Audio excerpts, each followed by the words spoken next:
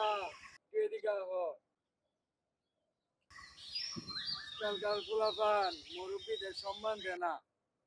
আচ্ছা ভাইস্তা, তোমার একটা কথা শিখাইবার চাই। কি কথা? তুমি আমারে কত্তানি সম্মান দেও।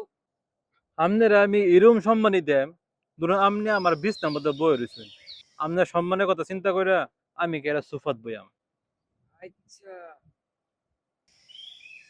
আমি যদি সুফাত বই, তাহলে তুমি আমারে কিবার সম্মান দিবা?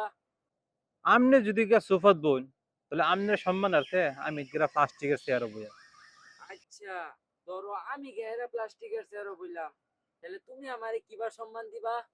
সেই ক্ষেত্রে আমি গেরা ধরুন ফ্লোরগা বইয়াম। ধরো আমি ফ্লোরও বইলাম।